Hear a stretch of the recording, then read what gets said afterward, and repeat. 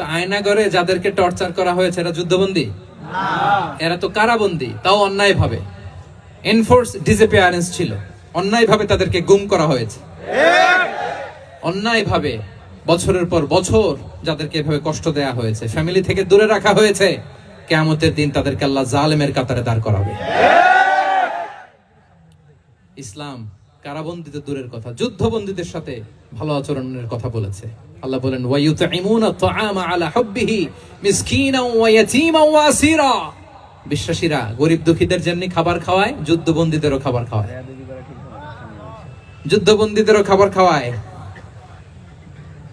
এবং বিষ্ণু বলেছেন ইস্তাউসু বিল উসারা খায়রা, যুদ্ধবন্দীদের সাথে তোমরা ভালো আচরণ করো। বদরের যুদ্ধে 70 জন বন্দী হয়ে আসলো। বিশ্বনবী 70 জনকে সাহাবাদের মধ্যে ভাগ করে দিলেন, বললেন তোমরা খারাপটা খাবে, বন্দীদেরকে ভালোটা খাওয়াবে। কি নমুনা স্থাপন করেছে ইসলাম। ইয়ামামার বড় লিডার ছিলেন, যুদ্ধবন্দী হয়ে মদিনায় আসলেন, নাম সুমামা ইবনে উসাল। নাম কি?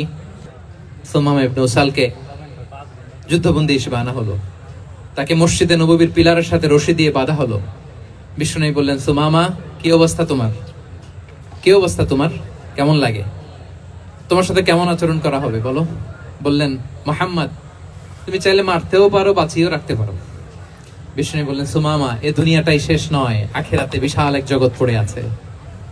তুমি যদি শাহাদা বাক্য পড়ো আমাদের ভাই হয়ে যাবা, তোমার সেফটি সিকিউরিটির দায়িত্ব আমাদের, আমরা তোমরা সবাই মিলে এক। তারপর একে একে বিশ্বনবী তার সাথে ইসলামের সৌন্দর্যগুলো তুলে ধরলেন। সালাত কি, যাকাত কি, এগুলো বুঝালেন। বাড়িতে যেয়ে বললেন সবচেয়ে ভালো খাবার রান্না করো, একজনকে দিয়ে মসজিদে পাঠালেন। যুদ্ধবন্দীর সাথে কি আচরণ দেখছেন। এরপরের দিন বিশ্বনবী আবার তাকে ইসলামের দাওয়াত দিলেন।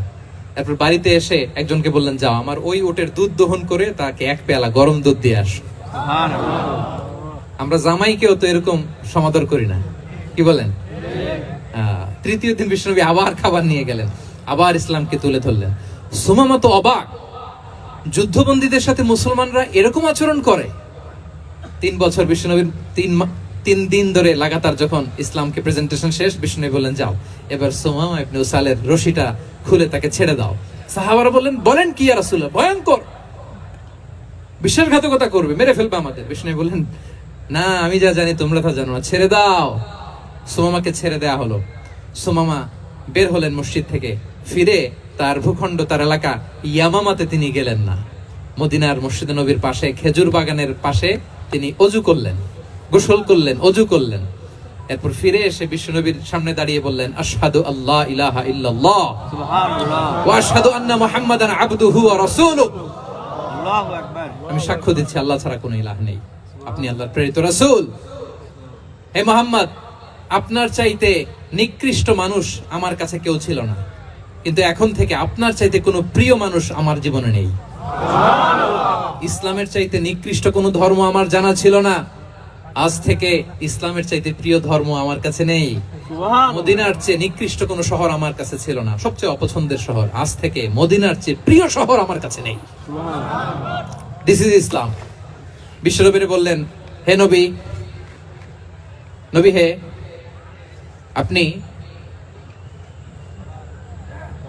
আপনি আমাকে উমরার অনুমতি দিন।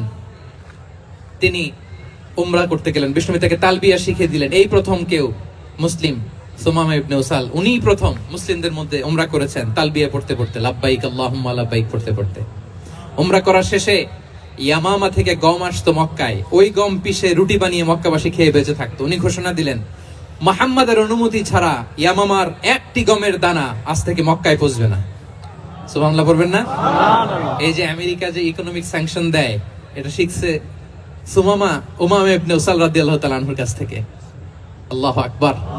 তিনি বললেন একটা গমের দানা পৌঁছবে না মক্কাবাসীতে, ওনারা আর রুটি খেতে পারে না, গমের দাম বেড়ে গেল। বিষ্ণুর কাছে চিঠি লিখে পাঠালেন, হে মুহাম্মদ, তুমি যদি উমামারে না বলো আমরা না খেয়ে মরবো। পরে বিশ্বনবীর হস্তক্ষেপের মধ্য দিয়ে আবার ইয়ামামা থেকে গম আসা শুরু হয়েছে। সুবহানাল্লাহ পড়ে।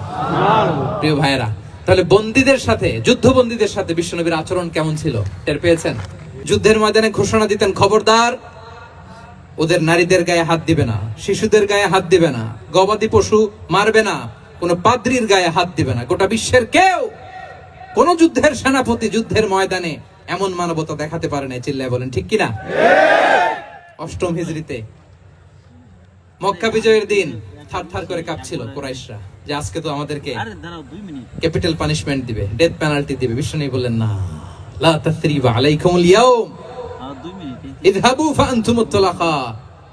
4-5 জনকে তিনি শাস্তি দিয়েছেন, গণহারে শত শত হাজার হাজার পরিবারকে তিনি ক্ষমা করে দিয়েছেন। বললেন তোমরা আমার ভাই, ভাই ভাইয়ের সাথে যেরকম আচরণ করবে, ইউসুফ তার ভাইদের সাথে যা করেছে আমি তাই করব, আমি ক্ষমা করে দিলাম। আল্লাহু আকবার। এ ছিল শত্রুদের সাথে আচরণ। শেষ কথা বলি, শেষ কথা হচ্ছে প্রাণীর সাথে বিশ্বনবীর কেমন আচরণ ছিল।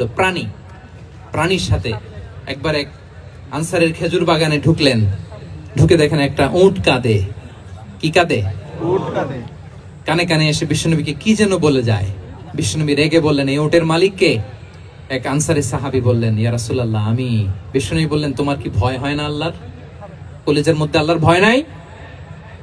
আল্লাহ তাআলা দয়া করে উটের মালিক তোমাকে বানিয়েছে, উট কানে কানে এসে আমাকে বলেছে তুমি তাকে কয়দিন ধরে খাবার দাও নাই, আর তাকে দিয়ে কাজ করিয়েছ অনবরত। খবরদার, কিয়ামতের দিন আল্লাহ তাআলা জালিমের কাতারে তোমাকে দাঁড় করাবে। প্রাণীর জন্য বিষ্ণু ইসলাম কত দয়াদ্র ছিলেন। জবাই করার সময় বিষ্ণু বলতেন ইহসানের সাথে জবাই করো, ছুরি ধারালো করে রাখো। কুরবানির সময় আমরা প্রাণীটাকে কি করি? আদর করি না, মেরে ফেলি। বলেন তো, জবাই করা মানে কি? মেরে ফেলতেছি। বিষ্ণু বলেন ইদা কাতালতুম ফাহসিনুল কিতলা, মারবা ঠিক আছে কিন্তু মন মতো না, ইহসানের সাথে কতল করো। কুকুর একটা দেখলে আমরা কি করি? হ্যাঁ, হয় লাথি না একটা ঢিল। বিড়াল দেখলে কি করি? হয় দাবরানি দেই নয় দৌড়ানি দেই। এরকম আছে না নাই? উন্নত দেশগুলোতে দেখবেন রাস্তার মাঝখানে একটা ছোট্ট সাপ, পুরো হাইওয়েতে সবগুলো গাড়ি থেমে গিয়েছে একটা হাঁসের বাচ্চা বাঁচানোর জন্য, একটা সাপের বাচ্চা বাঁচানোর জন্য। আর আমরা পাখির মতো মানুষকে গুলি করে মারি। মানুষকে আমরা গুলি করে মারি পাখির মতো নির্বিচারে।